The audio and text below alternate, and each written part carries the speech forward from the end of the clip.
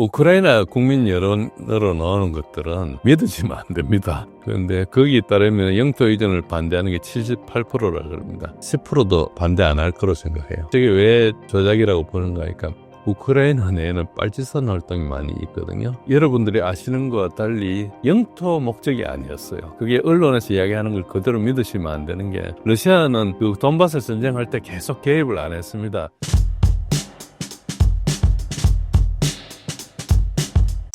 우크라이나의 나토 가입 가능성은 없어진 건가요? 알래스카 회담하고 젤렌스키 트럼프 회담으로 가능성이 대폭 축소되어 있습니다. 그런데 남아 있습니다. 0은 아니고요. 0.00 1 정도 되겠죠. 회담 내용이 뭔가 하니까 트럼프 푸틴 정상회담에서 우크라이나 전쟁 종식을 논의했거든요. 그런데 구체적인 합의는 아직 했는지 안 했는지 발표를 안 했습니다. 그래서 아마 이게 계약이다 보니까 말은 구두로 많이 했어도 최종적으로는 아직 결정을 안 지은 걸로 알고 있는데, 상당히 많은 게 합의됐다고도 볼 수 있고 또 안 됐다고도 볼 수 있습니다. 우리가 공개 정보로 전혀 알 수 없기 때문에 사람들마다 추정할 수밖에 없는 것인데, 트럼프가 계속 무슨 이야기를 했는가 하니까 그동안에 했던 휴전을 제안을 했었는데 30일 휴전하자는 것은 6개월 동안 계속 이야기했거든요. 그 이야기를 전혀 하지 않고 이제는 평화협정을 하자, 단번에 전쟁을 끝내자 이야기를 하면서 이게 젤렌스키한테 크림반도는 이미 날아간 거고 그다음에 돈바스도 포기하고 이런 이야기를 하면서 나토 가입도 안 된다. 그러니까 이거는 대부분 푸틴 대통령 이야기를 들어준 거예요. 왜 그런가 하니까 알래스카 회담에서 들어보니까 푸틴 이야기가 다 맞거든요. 그러니까 이제 사실 논리적으로 반박을 할 수 없었어요. 그러면 이제 트럼프가 그걸 반박하고 싶으면 회담장에 걷어차고 나와야 되지 않습니까? 걷어차고 나오면 이제 미국과 러시아 관계는 이제 계속 지금처럼 되는 것이죠. 그것이 이제 부담스럽고 하니까 이제 트럼프 대통령 입장에서는 우크라이나라는 것은 아주 조그만 이슈예요.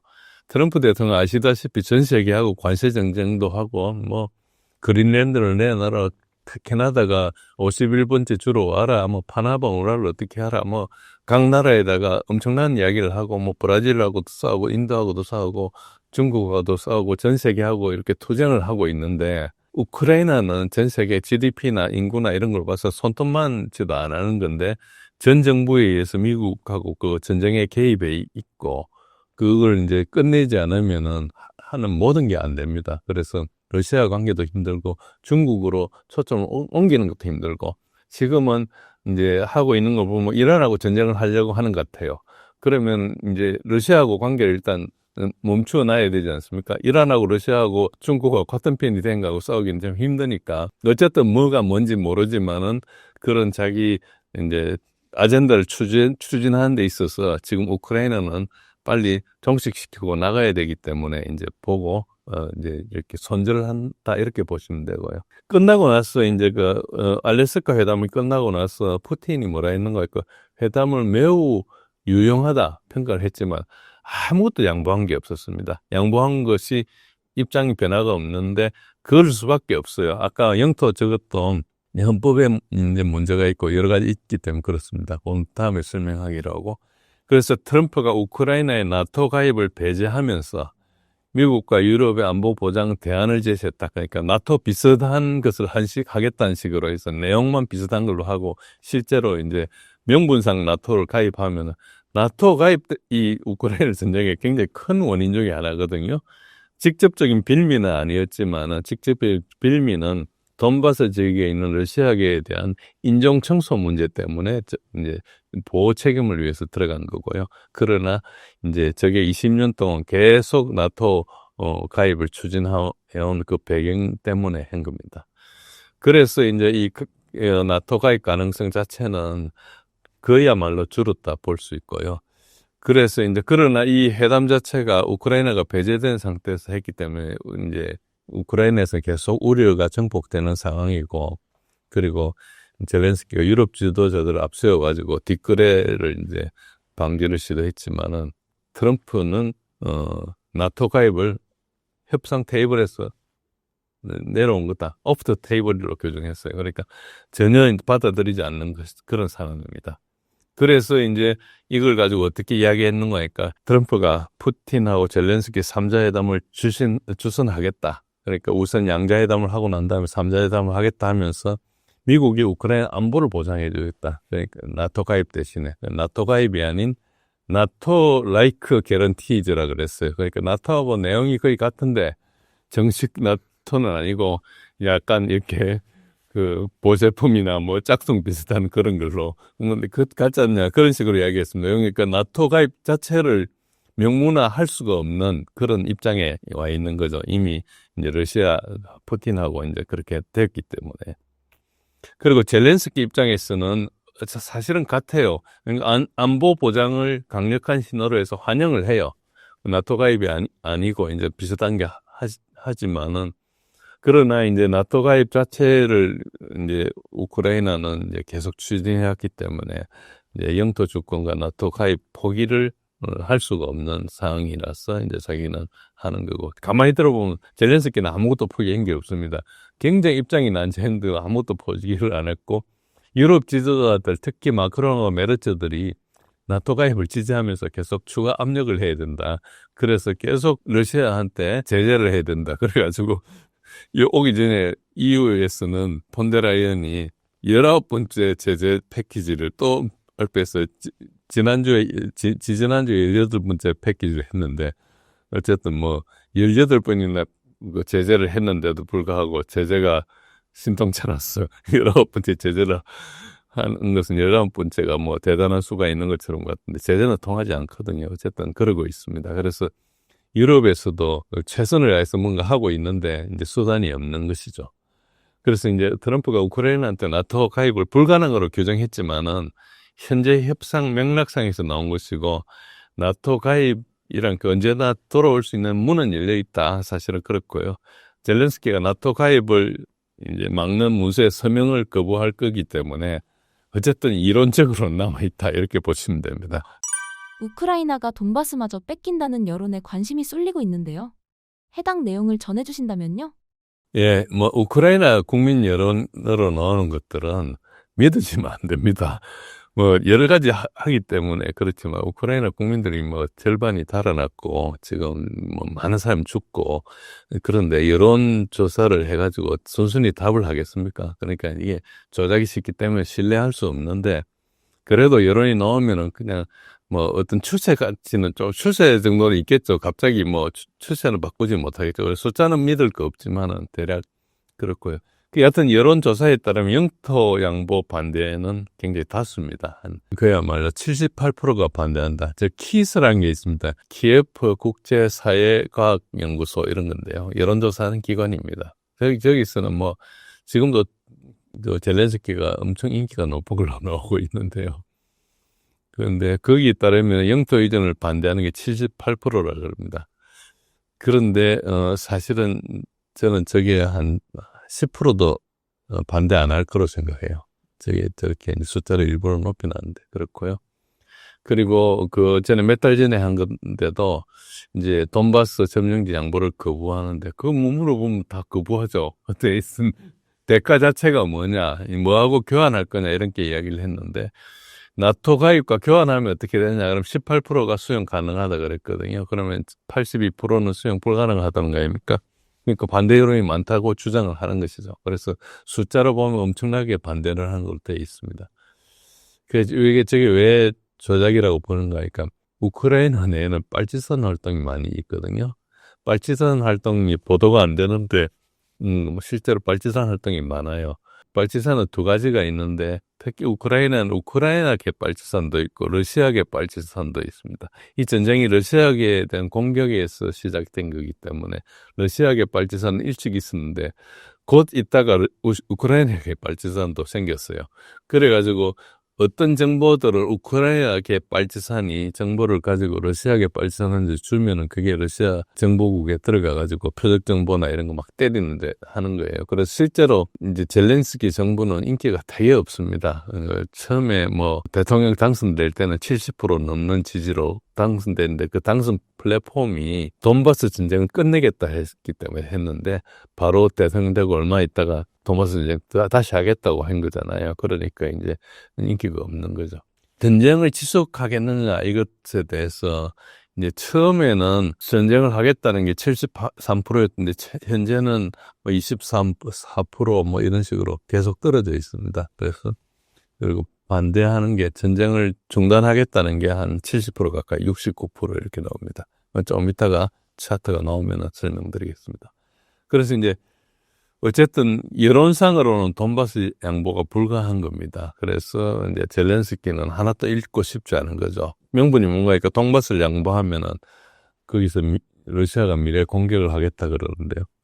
그게 좀 웃기는 이야기인 게 사실은 뭐 러시아가 서부 우크라이나 쪽으로 공격을 하면은 이제 되게 그 이상한 사람들을 자기가 통치해야 되잖아요. 계속 이제 뭐 문제가 발생할 건데 그럴 이유도 없고, 그리고 특히 거기 가서 점령한 그 사람들 다 연금 줘야 되잖아요. 생산력도 별로 없는데, 그러니까 경제적인 이득 자체가 없는 거예요. 그래서 저 자체가 자기네들을 되게 이제 이상적으로 생각하는 좀 이상한 이야기죠. 그래서 지역별로 또 차이는 있습니다. 돈바스 주민들도 뭐 그중에 러시아계도 있고 우크라이나계도 있으니까 뭐 그런 것도 있지만 어쨌든 여론은 숫자가 나오긴 하고 소개는 해드리지만 파악이 불가능하고요. 그리고 이제 러시아 국민들은 당연히 이제 지지를 하죠. 우크라이나한테 군사적 승리를 기대하고 있고, 그리고 돈바스가 다 그 대부분이 그 러시아계 주민들이거든요. 그래서 이거를 양보하면 러시아의 권리를 포기하는 거라고 이러고 이야기를 합니다.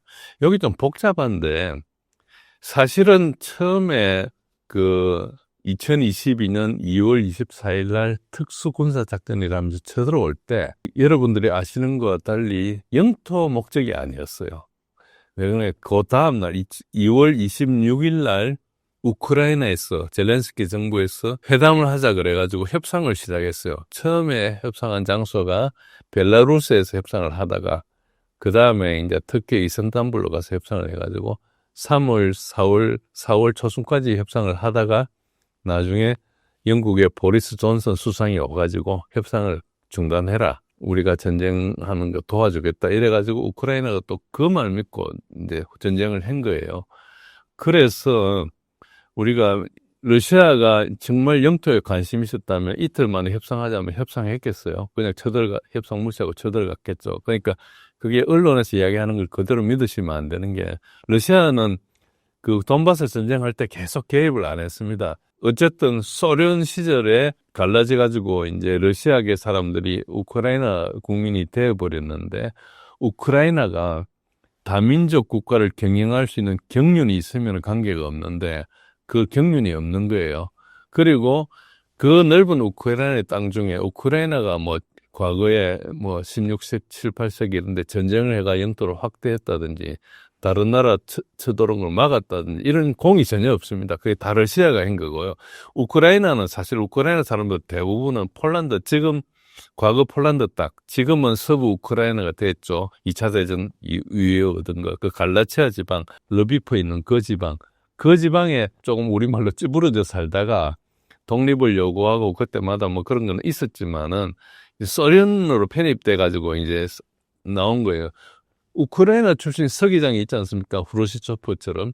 그러니까 우크라이나가 무슨 차별을 받았다는 것도 말이 안 돼요. 그러면 우크라이나 출신에서 서기장이 소련 전체 제1인자 후르시초프가 나올 수가 없었죠.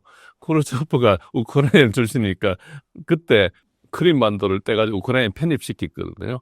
그러면서 이제 91년도 혼란을 틈타가지고 이제 소련이 붕괴되면서 이제 그거를 정치국에서, 이제 소련의 정치국에서 그걸 우크라이나 독립해라고 떼줘버린 거예요. 그때 그렇게 하면서 이제 문제가 복잡해진 겁니다. 왜 그런가 하니까 러시아계가 살고 있는 데는 다 제정 러시아 시절에 카타리나 대제나 이런 영토 확장했던 그 시절에, 그때는 뭐 전쟁해가지고 영토 얻는 게 그때 국제법이었잖아요. 그래가지고 얻었던 그 시절에 이제 얻어가지고 그 다음부터 러시아계가 대부분 살았어요. 아니면 거기 살던 사람이 러시아계로 동화됐죠. 러시아 말도 쓰고 러시아 종교도 믿고, 그런 단계에서 약간 이질적인 우크라이나가 들어온 겁니다. 그래서 이제 이게 상당히 이제 여론이 갈라져 있다 이렇게 보시면 되고요. 어쨌든 현재는 러시아 헌법에 이제 2022년 9월 달에 어떻게 했는가? 돈바스 두 개지. 루안스크 주죠. 오블레스트라 그런데 이제 우리 주로 해석하면 됩니다. 루안스크주, 도네츠크주, 자포로지아주, 그리고 헤르손주 이 네 개 주에 대해서는 러시아 영토로 헌법에 명기를 해버렸어요. 그러니까 푸틴이 처리가 안 되는 겁니다. 푸틴은 헌법 위에 있는 사람이고 헌법 내에서 대통령이 된 사람이지 않습니까? 그래서 영토를 양보하는 그걸 한다면은 푸틴의 실각 위험이 높고 영토를 양보하기 위해서는 헌법을 개정하거나 뭔가 다른 조치를 해야 돼요. 그래서 이 영토 양보는 그냥 트럼프가 한 말이지 푸틴이 한 말일 가능성은 거의 제로입니다. 그러나 이제 논의가 와갔기 때문에 오해가 있을 수도 있고 그걸 하고 나면 그 다음에 이제 러시아에서도 어떤 여론을 모아가지고 뭐 그런 게 한다면 우리가 헌법을 개정하겠다 이런 조치가 가능하겠죠. 그러나 그 행정적인 조치라는 게 정치적인 활동을 수반해야 되기 때문에 상당히 어려운 과정인 걸 알 수 있죠. 그래서 그 우크라이나에 이제 러시아에 있는 많은 사람들이 특히 군인들이나 애국자 집단이라는 사람들이 있어요. 이 사람들은 과거에 러시아의 영토였던 것들, 그러니까 소련이 생기기 직전에 제정 러시아에 있던 모든 영토를 다 이번에 뺐어야 된다. 왜 그런가 하면은 우크라이나한테 맡겨놓으니까 그 밑에 있는 러시아계 사람들을 국민으로 취급도 안 하고 권리도 주지 않고 이렇게 하기 때문에 이걸 그냥 놔두면 러시아계 사람들은 인권은 그냥 끝나고 계속 인종청소 대상이나 되고 이렇게 하기 때문에 우리가 그전에 협정을 여러 번 해봤지만 이 사람들은 협정을 지킬 의사도 없고 능력도 없다. 그러니까 우리가 잡아서 해야 된다. 만약에 이제 이거를 우리가 다시 생각해 보면은 트럼프하고 계속 국제적으로 이야기를 하면서 그 우크라이나가 지금 그 영토 전체를 가지고 오스트리아처럼 영세 중립국으로서 다민족 국가를 잘 경영하는 능력을 입증해주면은 러시아가 아마 손댈 거예요. 그 러시아가 영토가 광활한데 그걸 가지고 뭐 특별히 이야기하겠어요. 그런데 우크라이나를 가지고 러시아 침공의 기지로 발판으로 계속 삼으니까 이제 안 되겠다고 하는 것이죠. 그래서 이 부분은 굉장히 깊은 논의가 필요한 겁니다. 그래서 절대로 이제 이 영토 자체에 욕심이 있는 게 아니고 영토를 둘러싼 분쟁의 욕심이 있기 때문에 이제 그런 문제가 좀 있다 이렇게 보시면 되고요. 아까 말씀드린 대로 여론조사는 왼쪽에 있는 그래프와 같습니다. 그래서 저거는 이제 갤럽에서 조사한 건데 뭐 갤럽은 조금 더 그래도 신뢰가 높죠. 파란 줄을 보시면은 이제 영토를 좀 내주더라도 그냥 협상을 하겠느냐. 아니면 파란 줄은 참 계속 전쟁을 하겠다. 내줄 수 없다는 거고, 이제 점선은 이제 아니다. 뭐 지금 전쟁이 피곤하니까 일단 협상을 하자, 정전을 하자는 주의인데 지금 전쟁 전과 전쟁 후 적응이 완전히 180도 달라졌죠. 완전히 대칭되다시피 한 거고, 제가 빨간 화살표를 이렇게 내놨습니다. 저 시점이 2023년 한 9월 정도 됩니다. 저 때가 이미 패배가 확정된 겁니다.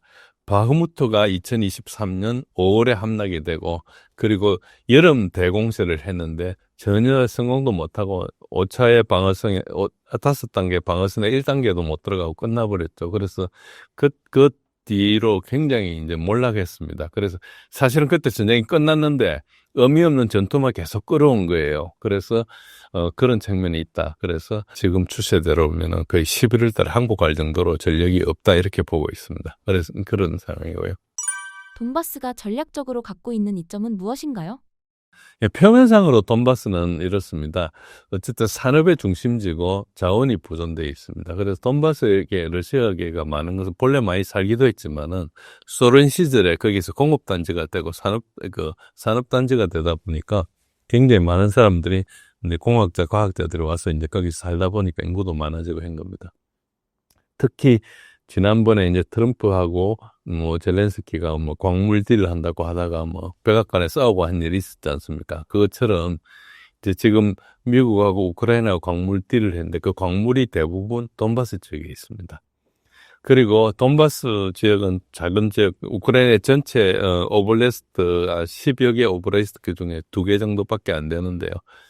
그 우크라이나 전체 GDP의 뭐 15% 정도 차지했다고 그럽니다. 제가 볼 땐 그것보다 더 큽니다. 그런데 어쨌든 그렇고요. 이걸 포기하면 우크라이나가 이제 나머지는 생산이 별로 없거든요. 특히 이제 서부에는 농토거나 좀 쓸모없는 땅이라서 생산이 되게 낮고 이제 러시아계에 사는 데가 소득이 굉장히 높습니다. 그래서 옛날에 이제 약간 지역별로 그게 있었던 게 인종차별도 있었지만 그것보다 이쪽에 중공업 지역이다 보니까 사람들의 소득이 좀 높고, 이제 공학자들이 많으니까 그렇고, 나머지 지역은 조금 더 생산성이 낮았기 때문에 생긴 그런 현상이죠. 이탈리아의 북부하고 남부하고 차이 나듯이 거기는 뭐 소득 6배 차이 나지 않습니까? 그렇지는 않고 이제 우크라이나 3배 정도 차이 났다고 보고 있습니다. 그렇기 때문에 우크라이나 입장에서 그게 없어지면 나중에 재건이나 이런 게 힘들다고 보는 것이죠. 경제 기반 자체가 약해지니까. 근데 뭐 사실은 그거는 약간 좀 무리 이야기인 게 사람들이 다 도망가가 다시 안 돌아올 건데 사람이 없는 게 가장 큰 거죠. 그래서 우크라이나는 경제 재건 자체는 거의 불가능합니다.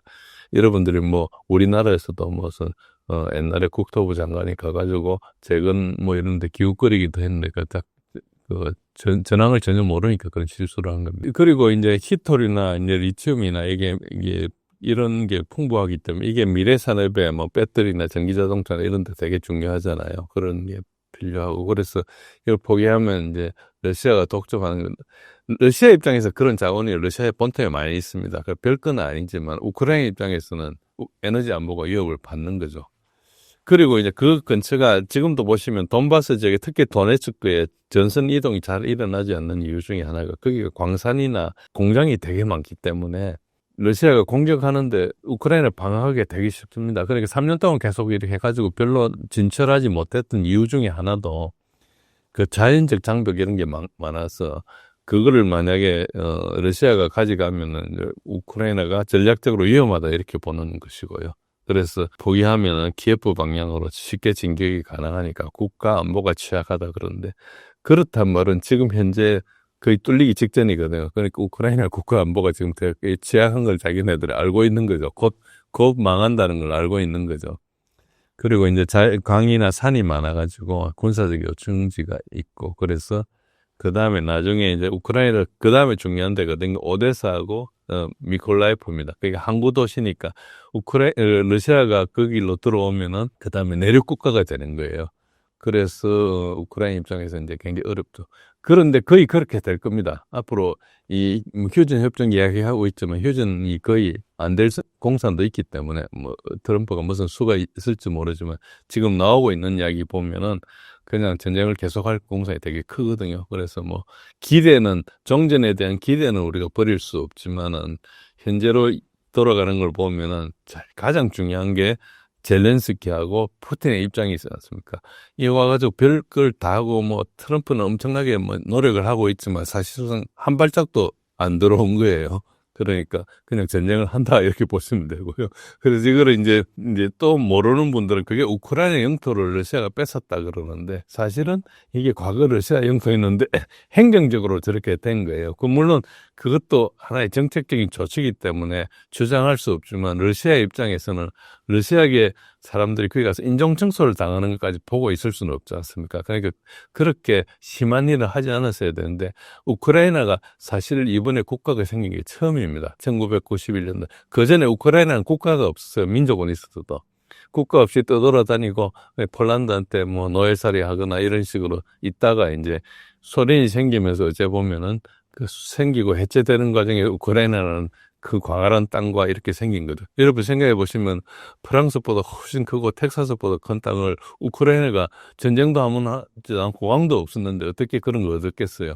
그러니까 이게 그 정치적인 산물이에요. 그걸 자기 땅이라고 주장하려면은 거기 있는 러시아계나 그 타타르계나 그리고 헝가리계나 이런 사람들에 대해서 잘 대접을 해주고 해야지 국민이 하나가 가지 않겠습니까? 그러나 가가지고 네오나치들이 러시아계나 다른 소수들에 대해서 인권을 탄압하고 돈바스 지역이에요. 8년 동안에 포격해가 민간인만 14,000명이 죽었어요. 그것 때문에 들어간 거예요. 그러니까 그런 이야기들 자꾸 안 하고 젤렌스키가 뭐 민주주의자라 그러고 우리나라 국회에도 화상회의도 하고 뭐 부인이 오기도 하고 윤석열 전 대통령 가서 뭐 젤렌스키 만나기도 하고 하지만 그 아는 사람들은 저 살인자 그 나치의 두목하고 만나는 거예요. 그거를 이제 잘 모르니까 우크라이나가 무슨 대단한 민주주의 수사인 것 같지만 그게 다 서구 언론들이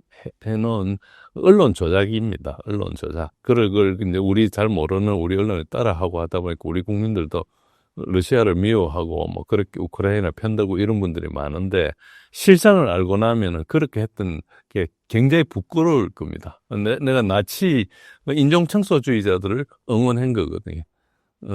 지금 네타냐후를 응원한 거 똑같아요. 네타냐후 가자 사람들 굶어 죽이고 폭격하고 난리지 않습니까? 그거하고 똑같아요.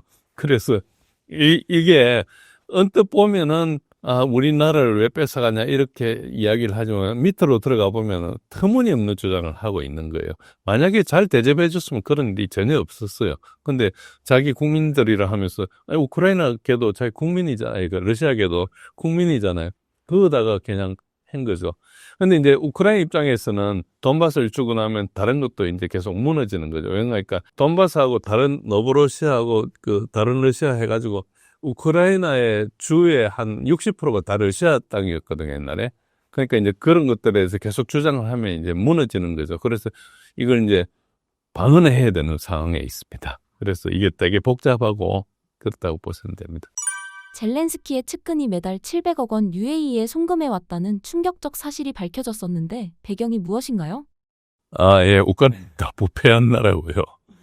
부패한 나라고 저게 여러분들 아시다시피 지금 돈바스 지역에 이제 우크라이나에 이제 천연가스가 개발돼가지고 그게 이제 부리스마라는 가스 개발 회사가 있어요. 그 부리스마라는 회사에 이사로 들어가 있는 사람이 누군가니까 제일 여러분 잘 아시는 바이든 대통령 아들 헌터 바이든이 들어가 있고요. 국무장관 했던 존 캐리의 아들도 있고요. 존 캐리의 아들도 있고, 미트 롬니라는 대통령 후보였던 사람, 오바마랑 붙었던 사람이죠. 그 사람의 양자, 존 캐리의 양자고, 이제 미트 롬니의 아들이죠. 미트 롬니의 아들도 거기 이사에 들어가 있어요. 그 말고도 워싱턴에 있는 정치인들, 자제들, 거기 잔뜩 들어가 있어요. 그러니까 우크라이나는 사상 최대의 돈 세탁 기관이다.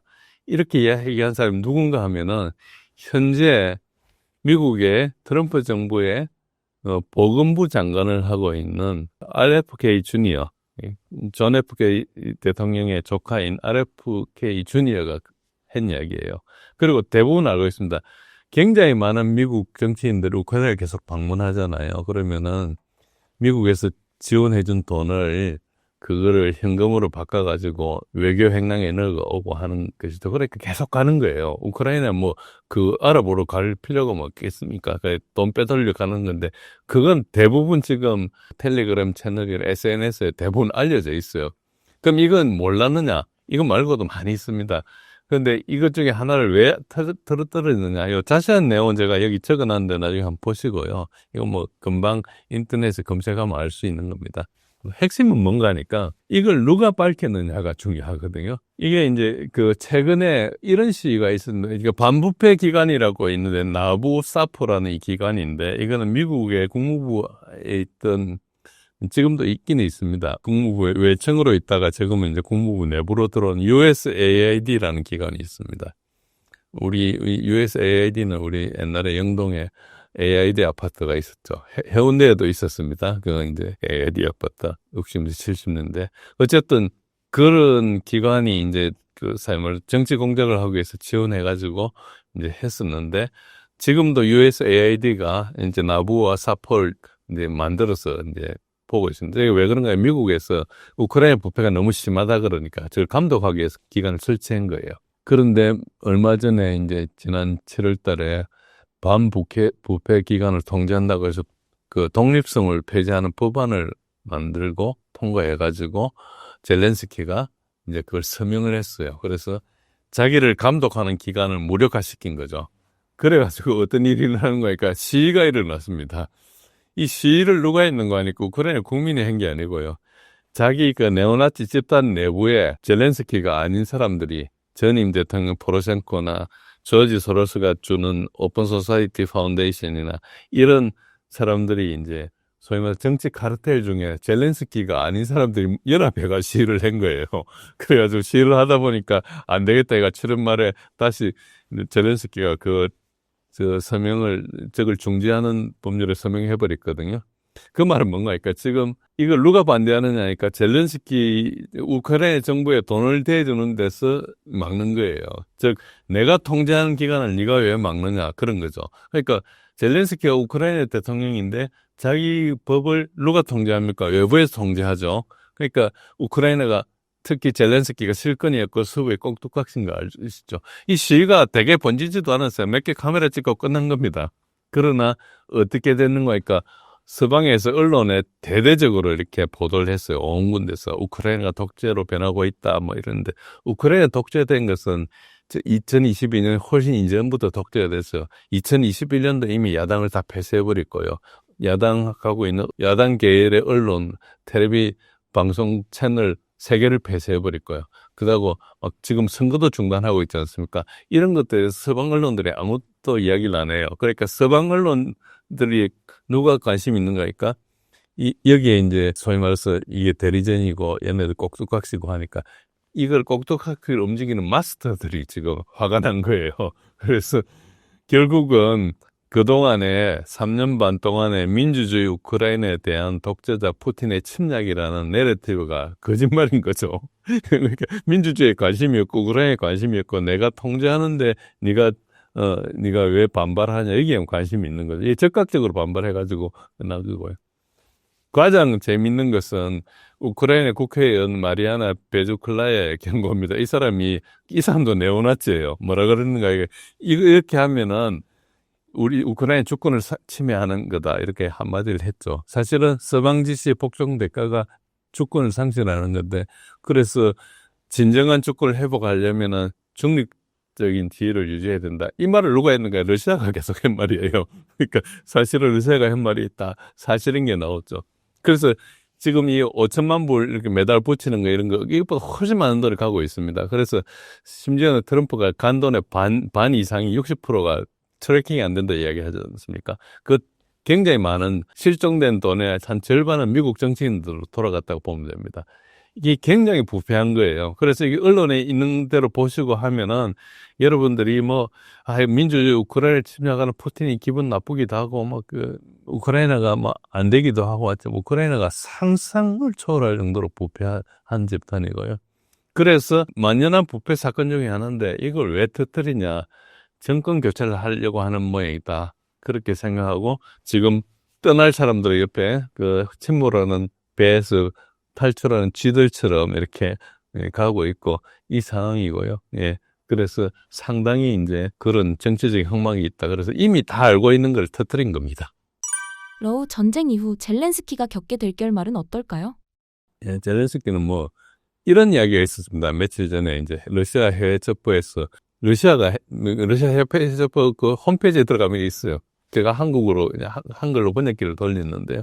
근데 빨간 줄이 있죠. 그래서 이제 이렇게 결국 생략하면은 결국 이제 여러 가지 그걸 거치면서 잘루전이로 이제 젤렌스키를 교체할 거라 이 썰이 있었습니다. 그래가지고 서방 언론에서 이제 실제로 이 합성한 이런 사진들도 좀 나오고요. 서방 언론이 한 건 아니고 이제 그 안에 SNS 같은 거 하면서 이제 소문이 도니까 쫙 돌린 거죠. 잘루전이 누군가 하니까 전임 사령관이에요. 지금 시르스키가 우크라이나 총사령관인데 시르스키 전에 잘루전이었어요. 잘루전이는 이제 그 작전하는데 젤렌스키 명령을 좀 안 듣다가 잘렸어요. 잘리는 사람 같으면 우크라이나 같으면 거의 파면돼가지고 좌천돼야 되는데 재빨리 영국에서 데려가가지고 영국 우크라이나 대사가 되어 있습니다. 그동안에 거기서 이제 MI6가 계속 교육을 시키고 훈련시키고 영어 공부도 하고 해가지고 하루에 10시간씩 공부를 한답니다. 어떻게 앞으로 이제 끌어갈 것인지 자기 인물로 만들기 위해서 여러 가지 이제 영국이 가진 자산들이나 노하우 같은 걸 가르쳐 주는 거죠. 특히 이제 어떻게 해서 이렇게 인플루언서를 조직하고 움직이는지 이런 소위 말해서 MI6나 CIA가 하는 메커니즘들을 이야기시킨 거죠. 그래서 이 사람이 될 거라는 가능성이 되게 높습니다. 그리고 미국에서는 이 사람을 좀 이야기하고 있는데 전 국방장관인데 우메로프 이 사람도 이제 미국에서 키운 사람으로 알고 있습니다. 그래서 이거는 이제 알 수가 없는 거고요. 어쨌든 젤렌스키를 대체하려는 움직임 있고 그건 이미 다 준비해 놨습니다. 누가 될지는 아직 모르지만은 수두룩하다 그렇게 있고요. 그래서 그러나 도피 자체는 트럼프의 권한에 있다 이렇게 보시면 됩니다. 예. 젤렌스키에 대한 여론이 완전히 기울어져 있겠네요. 그래도 국내에서는 엄청난 여론이 있는 걸로 되어 있습니다. 물론 텔레비에 계속 나오니까 사람들이 포기했을 수도 있고 하지만, 젤렌스키 대체할 정치인들이 엄청나게 많이 있어요. 그 대통령 선거 나오겠다 선언한 사람들도 7, 8명 되고요. 그 중에 일부는 미국에 망명해 있기도 하고 그렇습니다. 예. 트럼프가 푸틴에게 맞춰주고 있는 이유가 무엇인가요? 트럼프가 푸틴을 꼭 맞춰준다. 그렇다기 보긴 힘들고요. 일단 이제 트럼프 입장에서는 이제 미국과 러시아 관계를 개선해야 되죠. 미국과 러시아 관계를 개선해야 되는데, 만약에 뭐 러시아하고 미국 개선이 별로 필요 없는 일이다 하면은 우크라이나에 대해 별 신경 안 쓸 겁니다. 물론 자기가 바이든의 전쟁이라고 자기가 책임을 회피하려고 하고 자기가 지도력을 갖기 위해서 해야 되지만, 사실은 지금도 이제 러시아의 제일 남쪽에 해당되는 지역에 아제르바이잔하고 아르메니아 사이에 소위 말해서 장개주르 회랑이라는 것에 대해서 얼마 전에 같이 아르메니아 대통령하고 아제르바이잔 대통령하고 백악관에서 이렇게 서로 협정도 맺고 그 장개주르 회랑을 99년 동안 미국 기업이 하겠다 이런 이야기도 하고, 그건 러시아에 대한 도발이거든요. 그런 식으로 하고 있어요. 그러니까 전반적으로 러시아하고 관계를 개선하겠다는 의지도 의심하는 사람들이 많습니다. 그러나 크게 보면은 지금 어떻게 돼 있는 거니까, 미국이 제국으로서의 위치는 중국에 의해서 도전을 받아요. 러시아는 도전을 하지 않습니다. 러시아가 군사력이 막강하고 하지만 국력 자체가 미국의 도전해가 이길 만큼 그런 건 아니에요. 미국이 쳐들어오면 방어는 할 수 있지만은 세계 전반이 미국에 온데 가서 전략자 선도 있고, 특히 미국이 소프트 파워를 가지고 하기도 하고 각국 정부에 대해서 굉장히 뭐 CIA나 이런 걸 통해서 이렇게 압박 작전을 하고 있지 않습니까? 그런 만큼 러시아는 자산이 풍부하잖아요. 뭐 그 안에 있는 FSB나 과거 KGB 출신도 있는데 그 활동이라는 게 CIA에 비교하면 아주 작은 겁니다. 자기 나라 정도만 하는 거고, 대서방에 대해서 어느 정도 하는 것이지, 예를 들어 우리나라에 와서 작전을 못 하죠. 우리나라의 CIA는 수두룩한데 러시아에 이런 데는 뭐 조그맣죠. 그러니까 그 정도로 이제 비교가 되는데, 다만 중국 자체는 엄청 크기 때문에 미국 입장에서 중국을 상대해야 되는 거예요. 중국을 상대하는데 최악이 뭔가니까 러시아하고 중국이 한편이 되는 거잖아요. 그러니까 러시아를 중국에서 분리해야 되는 거예요. 미국 입장에서는. 그러니까 러시아하고 관계를 계속 악화시킬 수 없는 게, 그 전에 바이든 때는 이렇게 전쟁을 해가 러시아 경제가 무너지면 러시아를 수십 킬로 쪼개가지고 그냥 나눠 가지겠다는 생각을 가지고 들어갔고, 이 핵심 경제 공격인데 그게 이제 실패했잖아요. 실패하고 그걸 그런다고 10년, 20년 계속 할 수가 없으니까 미국이 그 사이에 국력이 굉장히 많이 약해졌거든요. 그러니까 그 사이에 이제 중국하고 다뤄야 되는데 그게 불가능하니까 일단은 러시아를 중국에서 떼려고 하는데 제일 먼저 해야 될 게 뭡니까?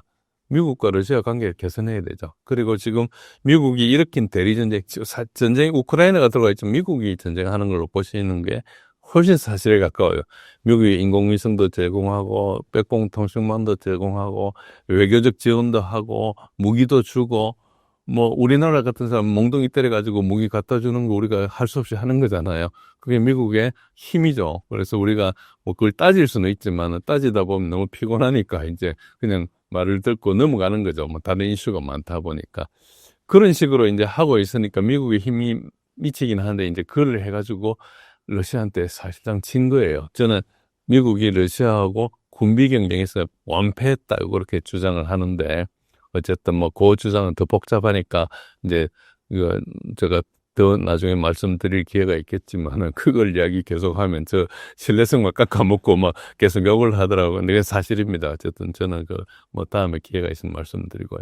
어떤 그런 상황이니까 지금 미국이 지금 빚도 많고 나라가 좀 산업도 이렇게 재건해야 되고, 마가라는 주제를 가지고 트럼프 대통령이 2차례 대통령이 됐지 않습니까? 그러니까 그걸 이제 자기가 해야 되는 측면이 있죠. 그래서 우크라이나는 지금 그 계획에 진짜 방해했다고 귀찮은 존재예요. 그래 빨리 끝내고 싶은 거죠. 나오고 싶은 거죠. 그게 진심인지 아닌지 모르지만 큰 그림상에서는 그렇습니다. 그래서 우크라이나 문제는 굉장히 사소한 문제고 작은 문제죠. 미국 입장에서는. 그래서 이제 그렇게 한다. 이렇게 해서 사실 그것 때문에 이렇게 뭐 알래스카 회담도 하고 하지 않았나 이렇게 이제 우리가 보고 있습니다.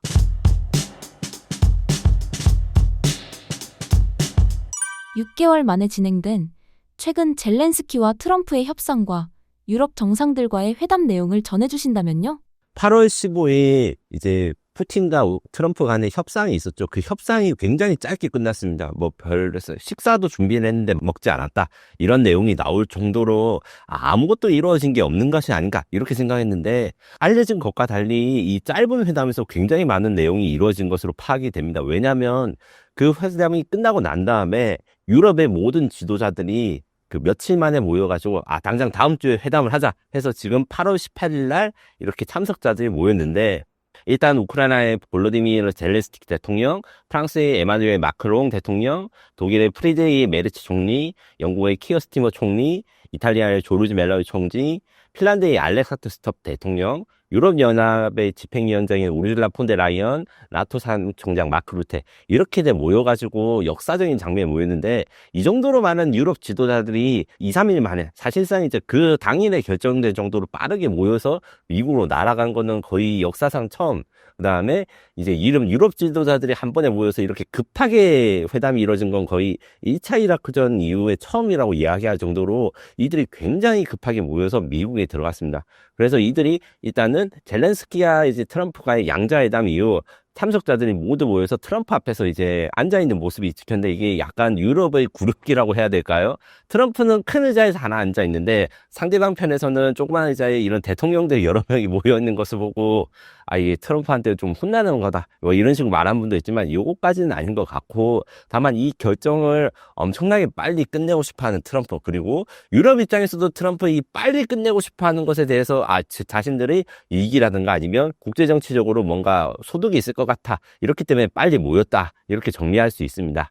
그리고 회담 내용들 같은 경우에 결론적으로 우크라이나 전쟁의 그 평화협상, 그러니까 원래 휴전론 혹은 종전론 이런 것들이 서로 대결했는데 평화협상으로 급하게 이행하고 평화협상 이후 우크라이나가 어떻게 될 것인가에 대해서 주로 논의를 한 것 같은데 여기에 대해서는 결국에는 이제 의지연합이라는 내용이 중요해요. 뭐냐면 의지연합이란 것은 미국을 제외한 유럽 국가들이 우크라이나에 지원하기 위해서 만든 명칭인데 거꾸로 이야기하면 기존 나토 체제 그러니까 미국과 유럽이 함께 유럽의 안보를 보장한다는 것에서 사실상 유럽이 미국은 이제 의지가 없구나 이렇게 포기해서 미국 빼고 만든 의지연합 이들이 사실 주축이 되고 트럼프나 미국은 지원을 하겠다 이런 것들이 협상의 세부 내용인 것 같습니다.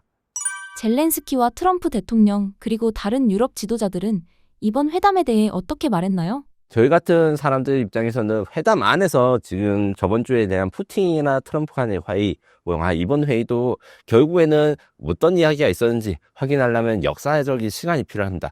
다만 그들이 끝나고 나서 어떤 말을 했는지를 따라서 회담장에서 어떤 이야기가 있을 거다 이게 짐작만 할 수 있을 뿐인데 일단 트럼프에 대해서는 우크라이나에 대해서 매우 강력한 보호를 제공하겠다고 약속을 했는데 이 약속이 결국에는 그래서 영토를 뭘 줄 것이냐 뭐 이런 내용은 없습니다. 다만 이제 트럼프가 워낙 SNS 계정에서 자신에 대해서 말을 하기 중요하니까 뭐 우크라이나가 많은 땅을 얻을 것이다 이런 말도 했던 것으로 BBC 등에서 보도가 되는데 여기에 대해서는 아직 지켜봐야 될 것이고 특히 안보에 대해서는 많은 도움이 있을 것이라고 했기 때문에 결국 우크라이나가 자신의 영토를 지금 어떻게 지킬 수 있는지 자신 나름대로 지원책을 많이 이야기를 했다.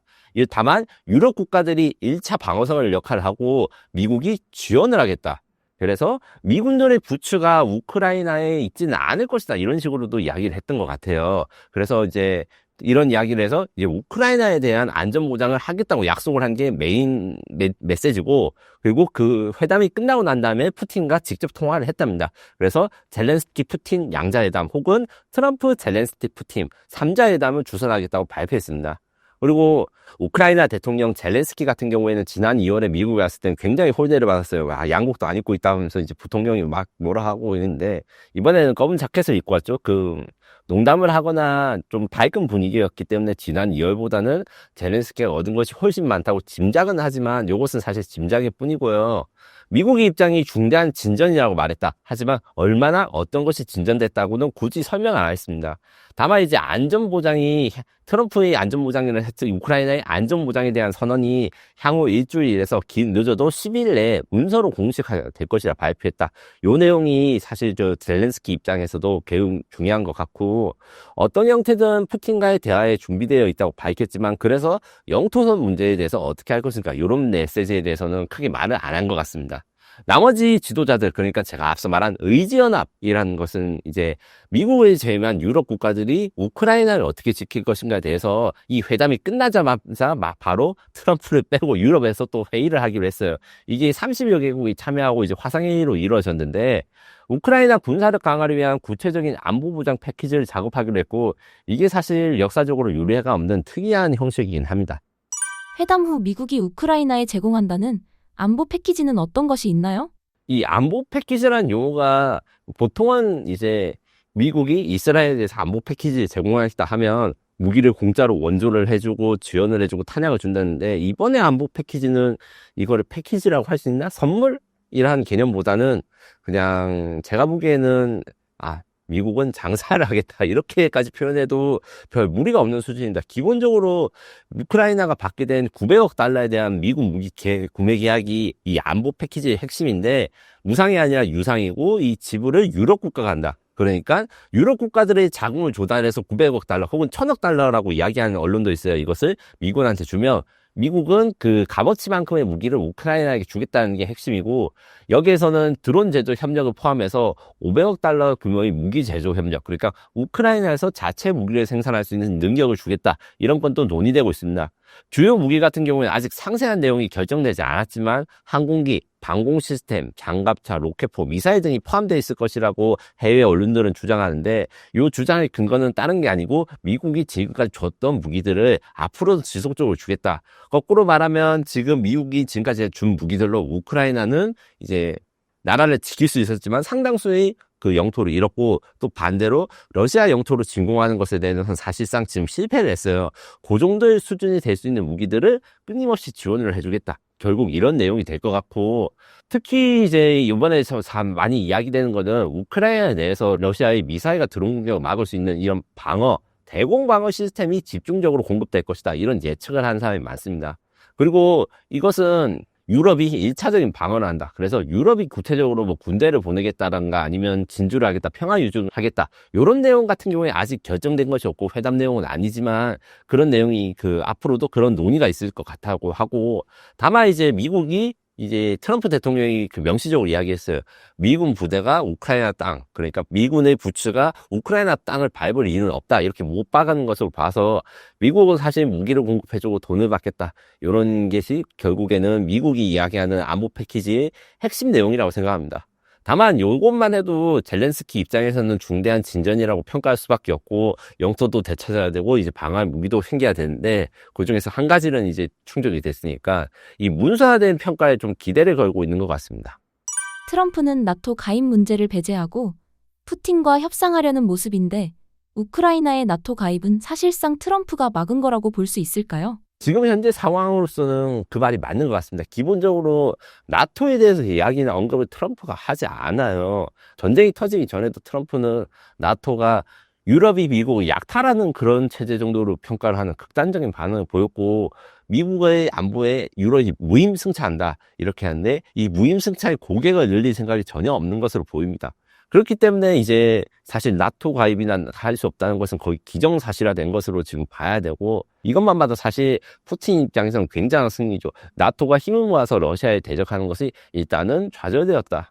그러면 미국이 없는 나토에 대해서 이제 이야기하고 생각해 봐야 되는데, 기본적으로 나토에 대해서 미국조차 빠지려고 하니까 트럼프가 우크라이나 보고 들어가라 하는 것은 사실은 이제 상황상으로는 미국이 나토에서 완전히 발을 뺄 때에만 현재 가능하다. 그러니까 미국이 없는 나토에는 우크라이나가 들어갈 수 있다. 이것이 일종의 의지연합, 그러니까 미국 외의 유럽 국가들의 나토 가입 국가들이 우크라이나에 지원한 연합이 새로운 집단 안보 체제로 되거나 혹은 유럽 중심의 방위 체제로 재편되는 걸 바라는 것 같습니다. 다만 이 안보 체제라는 것은 그냥 모여가지고 같이 지켜주자, 조약이자 종이 페이퍼워크로 이루어진 게 아니에요.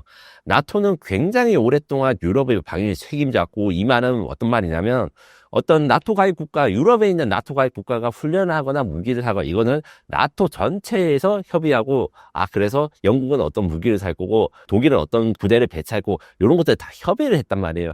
이 시스템이 만약에 그대로 그러니까 미국을 제외한 나토가 이제 새로운 안보 체제로 가면 이제 빠른 시기 내에 적용이 되겠지만 만약에 이제 나토를 없애고 새로 유럽이 이런 걸 구축한다면 굉장히 시간이 오래 걸리고 협력의 수준도 낮아질 것으로 생각합니다.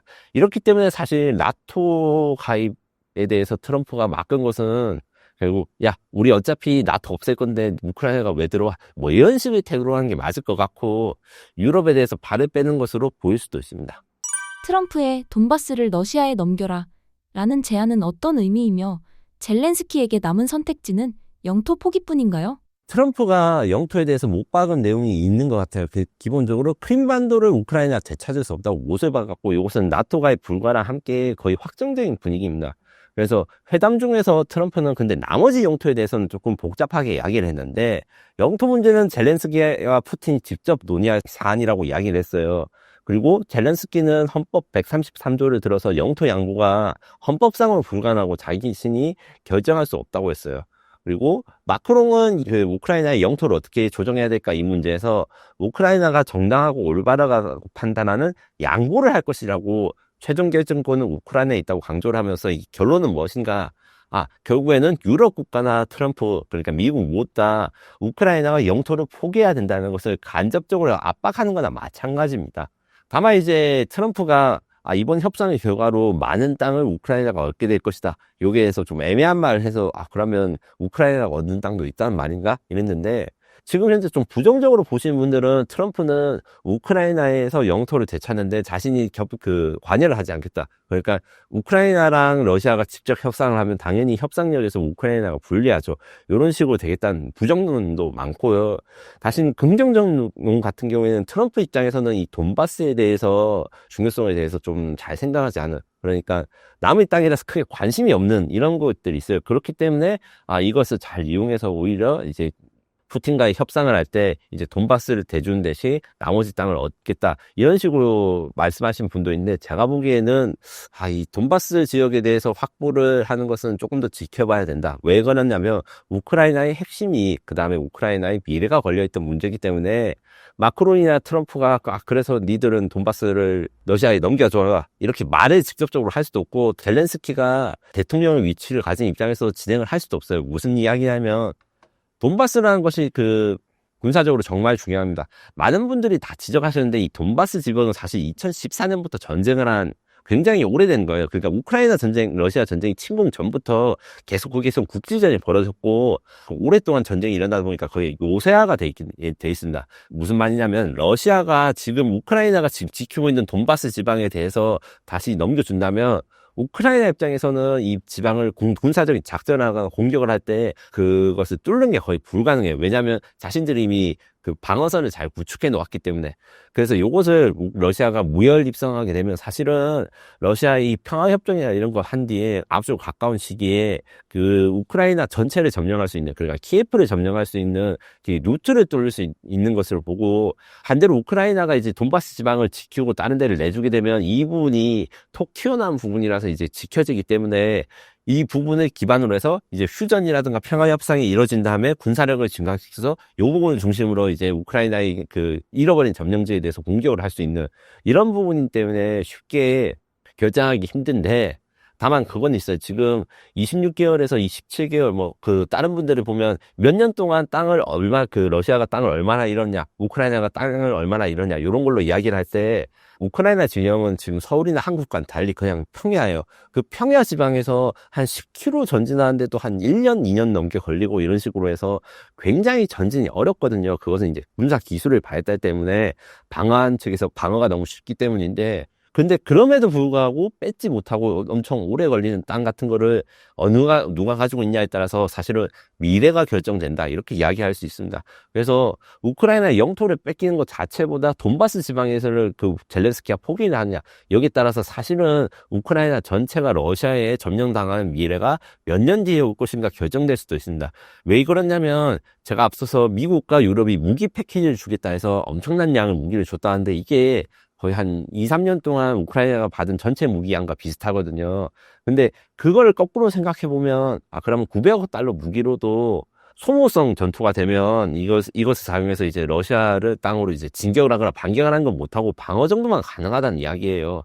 그렇기 때문에 젤렌스키 입장에서는 그러니까 우크라이나 입장에서는 이런 식으로 일부 영토를 떼주고 그 평화협정이 이루어지더라도 결국에는 러시아의 2차 침공이 될 것이다. 그러니까 푸틴이 살아있는 동안 혹은 푸틴의 후계자가 나오는 동안에는 앞으로 영원히 러시아의 침공을 걱정해야 되는 상황에서 미국이나 유럽이 주는 무기는 많이 주긴 하지만 그게 다 돈이고 자기가 내야 될 돈이고 그리고 남의 영토를 공격할 수 있는 수단으로 사용되는 건 굉장히 제한적이기 때문에 이 힘든 싸움을 하게 되는 게 시작이라고 생각합니다.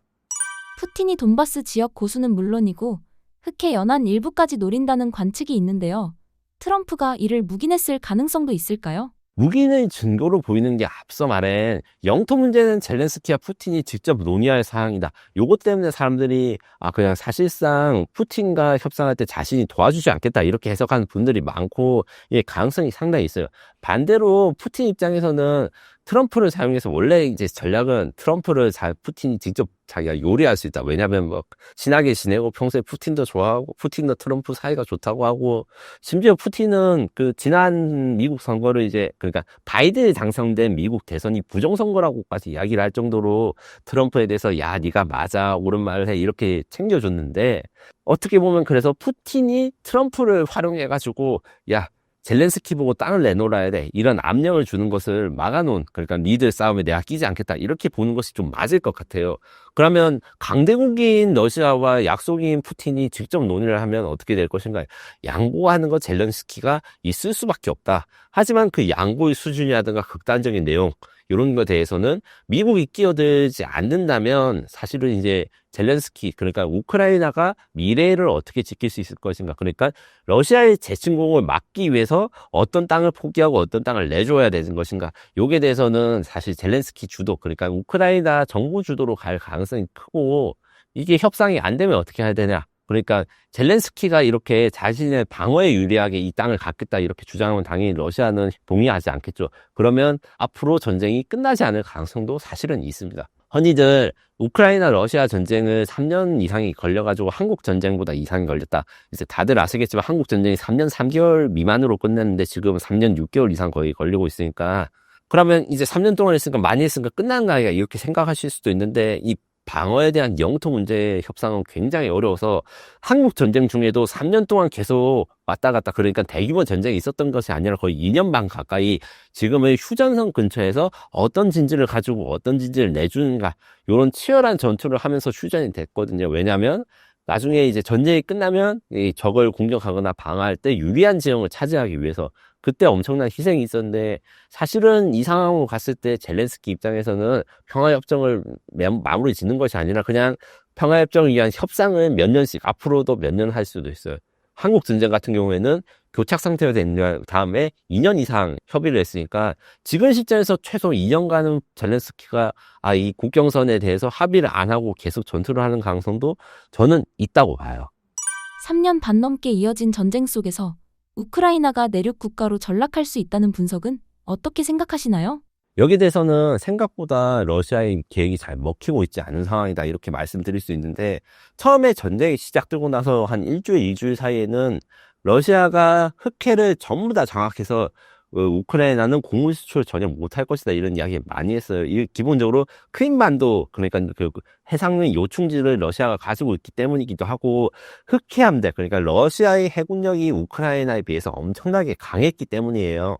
하지만 전쟁 초기에 어떤 일이 있었냐면 러시아 최대의 순양함인 모스크바이 격침되고 러시아 해군이 쪽도 못 썼어요. 그 드론 공격이라든가 미사일 공격 등으로 러시아의 강대한 흑해 함대가 많이 파괴가 된데 요게 해군 전략 중에서 해양 통제라는 개념이 있어요. 무슨 말이냐면 육군 같은 경우에는 우리 편이 적군보다 병력이 많으면 점령을 할 수 있고 병력이 많으니까 병력이 작은 쪽에서 공격을 하거나 반격을 하는 게 쉽지 않아요. 그냥 자기 전력을 보존을 해야 되는데 해군 같은 경우에는 그렇게 함대 병력이 훨씬 큰데 큰 배들이 많이 격출하고 우크라이나 해군이 자폭보트 같은 걸로 이제 파괴를 하니까 해군력이 더 좋아도 이 항구에서 나가기가 힘든 거예요. 그 증상이 그 상황이 지금도 계속되고 있어서 여전히 우크라이나보다 러시아가 흑해의 장악력은 더 높다고 할 수 있는데, 그렇다고 해서 이제 러시아 군함들이 흑해에 돌아다니면서 우크라이나의 배들을 검문하거나 납포하면서 이제 지배권을 상쇄할 수가 없어요. 왜냐면 그 러시아 군함들도 바깥에 나오면 우크라이나 해군의 무인 자폭보트 이런 데에다 파괴를 많이 당하기 때문에, 그래서 사실은 영토상으로는 내륙 국가가 될 가능성, 그러니까 항구를 사용해가지고 곡물 수출 못할 가능성이 있었는데, 이 상황 그대로 가고 한다면 사실은 러시아는 이제 봐주는 척하고, 그러니까 우리가 함대도 많은데 니들한테 특별히 허용해주고 하면서 이제 흑해에 대한 사용권, 그러니까 우크라이나가 곡물 수출을 하기 위한 이런 루트를 양보할 가능성이 현재는 큰 상황입니다.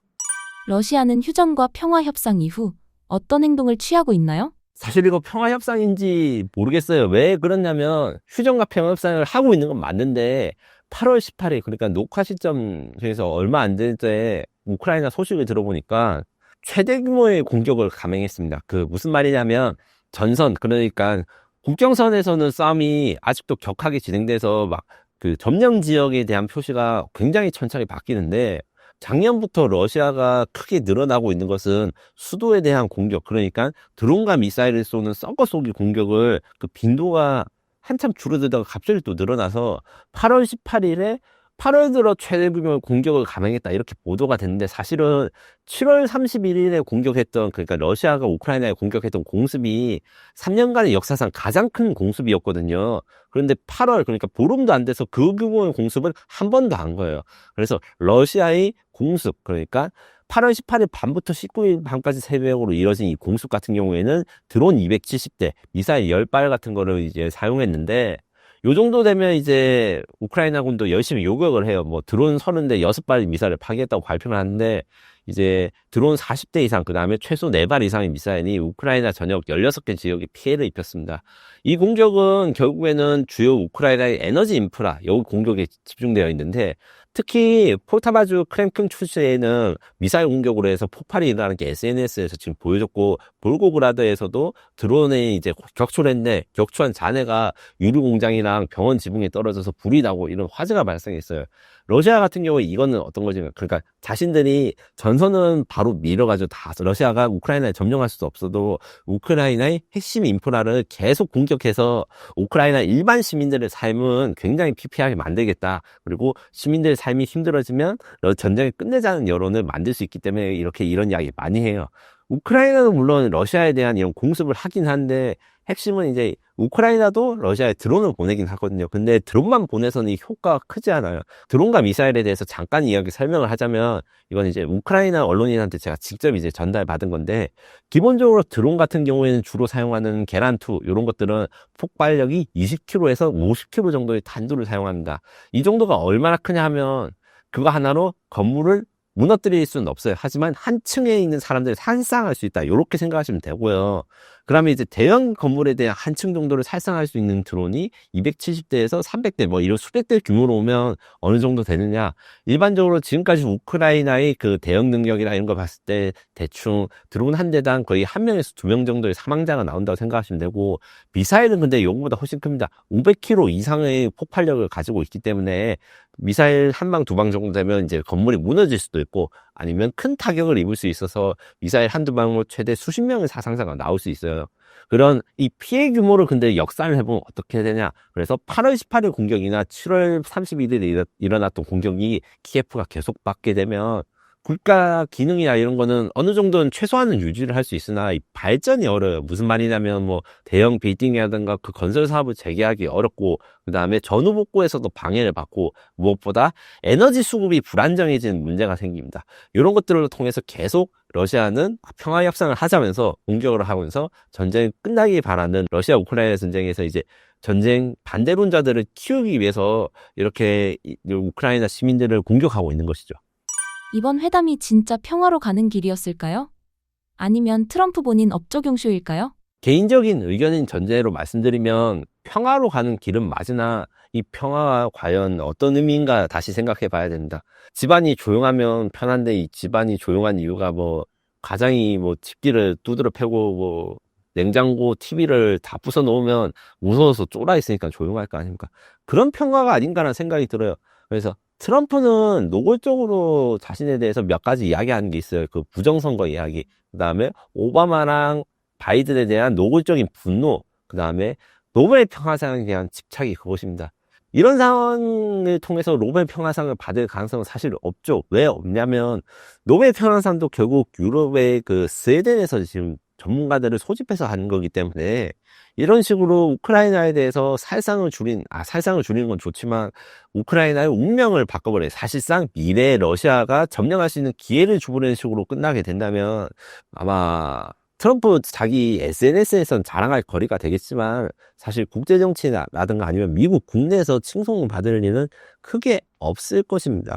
이것을 좀 해결하기 위해서는 사실 저는 트럼프가 이런 걸 하지 않을 거라 생각하지만 몇 가지 수정하는 게 필요한데 기본적으로 러시아 우크라이나 전쟁에서 사람이 죽지 않는 것을 막는 게 제일 좋은 것이다. 트럼프는 이런 말을 자주 하고 사실 그 말도 맞아요. 하지만 그 국가에 대한 운명, 그러니까 우크라이나를 러시아에 그대로 넘겨주거나 아니면 미래의 러시아의 침공을 허용할 수 있는 평화협상이라든가 협정을 맺는데 트럼프랑 푸틴이 협상을 하지 말아야 되고 트럼프는 그런 것을 좀 피해야 되지만 이런 생각을 사실 트럼프가 가지지 않는 것 같아서 너무 안타깝습니다. 근데 그런 생각을 가진 다음에 평화협상을 해야지 지금 평화협상하고 당장 전쟁이 끝난다 해서 이게 끝나는 게 아니라 결국에는 러시아가 우크라이나를 점령해서 다 먹어버리려는 이런 생각이 단념하게 만드는 게 중요하기 때문에 거기에 대해서 트럼프가 조금 더 신경을 써야 된다 이렇게 말씀드릴 수 있습니다. 15일 러시아와의 알래스카 회의에서 트럼프 대통령은 우크라이나 문제를 사실상 러시아 손에 맡겼다라고 봐도 될까요? 회담이 일어난 직후에는 사실 여러 가지 의견이 분분했으나 제가 앞서서 말한 내용, 그러니까 이 양자회담 이후 진행된 우크라이나 젤렌스키랑 미국과의 회담 내용 봐서는 사실상 러시아 손에 맡겼다고 해도 부족함이 없는 상황입니다. 왜냐하면 15일날 회담을 했을 때는 그래서 둘이 어떤 것을 합의했구나 이런 내용이 실질적인 성과가 부재했거든요. 그래서 원래 친러파들은 15일, 그러니까 지난주 금요일 시점만 해도 계속 전쟁이 하게 되면 우크라이나 알아서 무너지니까 트럼프랑 푸틴 사이에 협상이 안 돼도 러시아는 괜찮다 이렇게 밀어붙였고, 친우크라이나 측 의견으로는 러시아가 지금 잘 버티는 척 하지만 이제 사상자가 100만 명이 넘겼고 경제가 지금 성장한다고 하는 것도 다 거짓말이기 때문에 푸틴이 자존심을 버티는 것이라서 트럼프가 시간을 끌고 있다 이렇게 해석을 했는데, 지금 18일까지 종합해서 생각할 때는 트럼프의 무능력을 간파한 러시아의 판정성, 그리고 트럼프 입장에서는 러시아가 좀 더 버틸 수 있다고 생각하는 편이 맞는 것 같습니다. 그래서 실질적으로 러시아가 인명피해가 막대하고, 그리고 지금 러시아가 GDP가 성장 속도가 좀 사실 우리 나라보다 더 좋은데, 그렇다 해서 우리나라 경제보다 러시아 경제가 더 좋다 이렇게 말한 것은 정말 잘못된 이야기예요. 이 전시 경제이기 때문에 무비한 인플레이션 이런 것들 다 감안해서 하는 것이기 때문에 전쟁 지속 능력 자체가 러시아가 힘들지만, 그리고 트럼프가 이렇게 생각하는 것 같아요. 푸틴이 뭔가 자신들이 전쟁을 잘할 수 있다는 증거를 보여줬거나, 혹은 미국의 시각과 분석에서는 러시아의 인구 구조나 경제 이런 것들이 더 망가져도 푸틴 한 명의 욕심으로 전쟁이 계속될 수 있다는 생각을 했던 것 같습니다. 이렇게 된 경우에는 영원히 전쟁을 해서 그 사상자가 기하급수적으로 나오는 것보다 이제 러시아의 일부 좀 영토를 떼주고 종전을 해서 인명피해를 줄이는 게 좋다고 트럼프 그리고 미국 정부가 사실 생각을 할 수 있어요. 그래서 트럼프가 지난 시간 생각해보면 이게 힌트가 좀 있었던 게 15일간 회담에서 결정된 게 아무것도 없다 하면서도 그래서 러시아 제재를 추가로 하나? 안 했거든요. 근데 그전에는 사실 러시아가 말 안 들으면 추가 제재라고 러시아랑 거래하는 국가 뭐 인도 같은 데다가 세컨더리 보이콧 같은 거, 그러니까 2차 제재 같은 걸 한다고 협박을 했는데, 푸틴이랑 정작 만났을 때는 합의된 거 없다면서도 그러면 이제 합의를 강요하기 위해서 푸틴을 뭐 고통스러운 뭐 행동을 할겠습니까? 그게 전혀 없었거든요. 그래서 러시아 입장에서는 앞서서 말했지만 가장 좋은 방향이 우크라이나가 완전히 항복하는, 뭐 이건 사실 있을 수 없는 일이고, 항복을 하지 않으면 어떻게 되냐? 전쟁을 지속하는 편이 좋다. 물론 전쟁이 지속하게 되면 러시아 젊은이들은 지금 100만 명 죽었는데 200~300만 명 죽고 나라가 완전히 끝장나고 경제는 엄청나게 망할 수도 있지만, 러시아는 망하지만 푸틴이 망하지 않을 수 있다. 이런 확신을 솔직히 가지고 있습니다. 나라가 망가질수록 사실은 더 푸틴에 대한 불만이 높아져서 정권이 바뀌거나 이렇게, 아니면 권력이 위험해져야 되는데 그렇지 않을 것이다. 이 생각을 사실 미국이 하고 있는 것 같아요. 근데 거꾸로 이야기하면 이 평화협상이나 앞서 말한 내용들이 다 결렬이 돼도 될 가능성도 있다. 왜 그러냐면 미국이 현재 에너지 수출을 어느 정도 눈 감고 있다가, 그러니까 러시아가 에너지 수출을 할 때 가격도 제한돼서 싸게 팔아야 되고 팔 수 있는 국가도 매우 제한돼서 인도랑 중국밖에 없는데, 미국이 인도랑 중국에 러시아 에너지 사지 않는다 하면 그 러시아 경제는 붕괴되고 전쟁을 할 비용도 없어진다. 근데 그런 선택을 미국이 아무래도 하지 않을 것 같다. 이런 분위기가 보여요. 물론 분위기라고 표현하는 것은 명시적으로 트럼프가 그렇게 이야기를 하거나 아니면 푸틴이 이걸 받아냈다 이야기할 리가 없기 때문에, 이런 간접적인 증거로 해서 추정할 것이 있기 때문에 이런 분위기라는 표현을 제가 썼습니다. 트럼프가 알래스카 회의에서 러시아와 대규모 무역을 강조한 건 결국 경제적 이익을 위한 신호일까요? 저는 이게 사실 트럼프가 별 생각이 없다 이렇게 생각해요. 왜냐하면 빅딜이 사실상 불가능합니다. 러시아랑 미국 사이에서.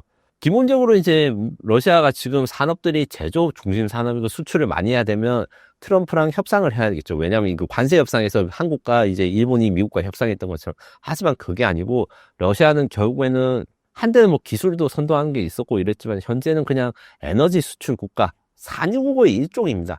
그래서 트럼프가 평화협정이나 노벨 평화상 이런 앞서 말했듯이 뭔가 업적을 남기지 못하면 그 다음에 신경 써야 될 건 미국 내 여론입니다. 그 트럼프 입장에서 우크라이나 러시아의 협상과 평화협상은 첫 번째 목표가 자기가 상 받는 거, 두 번째 목표가 인플레이션을 억제하는데 러시아가 뭔가 기여를 해줄 수 있는가 얘기했을 때 뭐 러시아가 뭐 상품을 많이 싸게 풀어서 중국 대신에 대체 기조로 할 수도 없는 것이고, 결국에는 에너지를 싸게 공급받아가지고 그 에너지 물가를 잡게 하는데 러시아가 역할을 해야 되는 건데, 이 역할은 사실 지금도 어느 정도 하고 있어요. 왜냐? 앞서 말했듯이 러시아에 대한 에너지 수출 규제를 하니까 이게 물가가 내려간 요인이 된 거예요.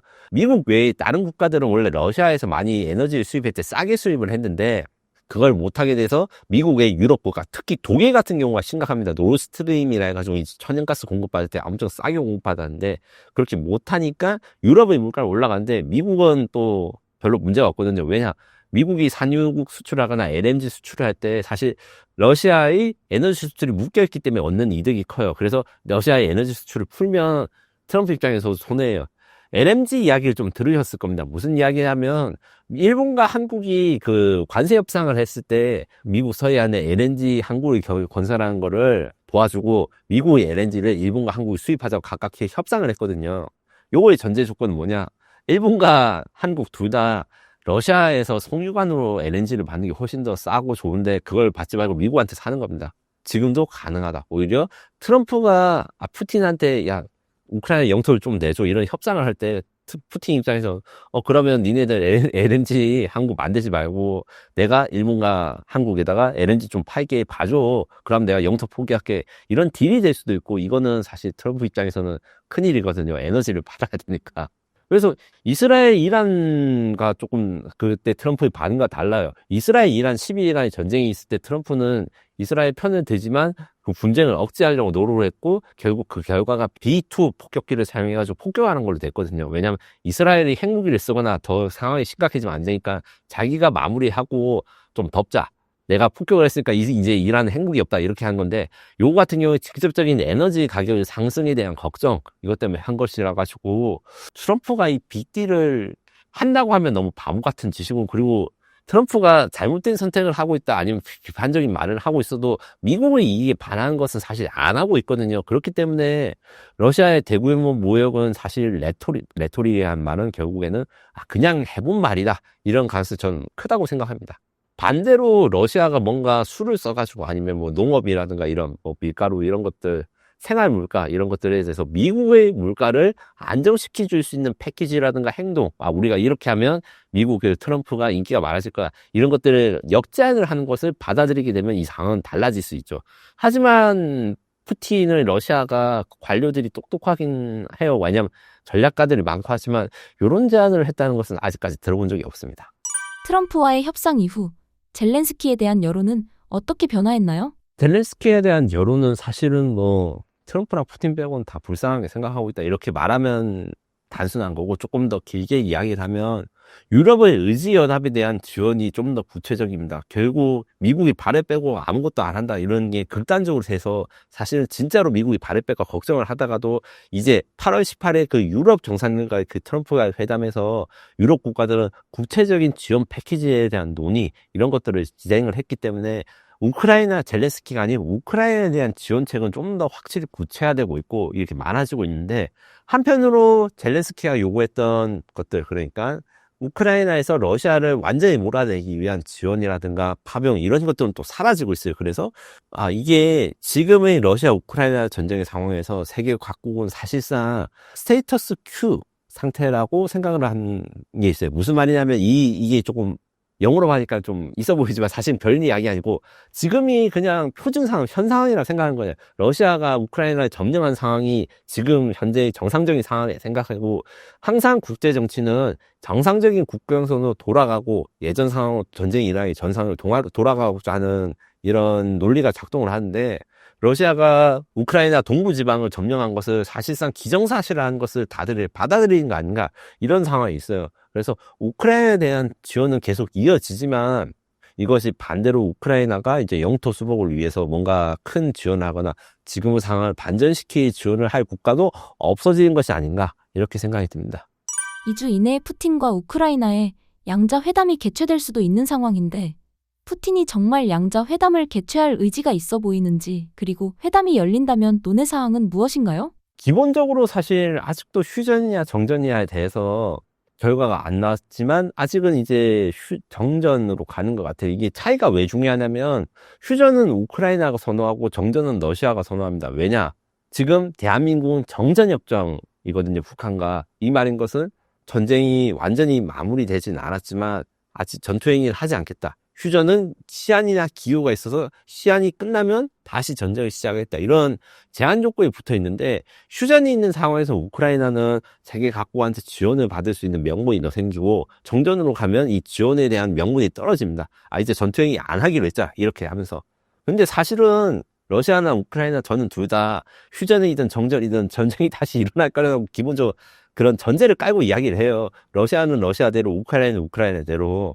그래서 요것도 사실 좀 큰 논쟁이 될 수 있고, 그리고 영토 교환 후에 교전 중지를 하느냐, 교전 중지 후에 영토 교환을 하느냐, 요것도 좀 앞뒤 선호 관계에 따라서 양측의 의견이나 이익이 좀 달라져요.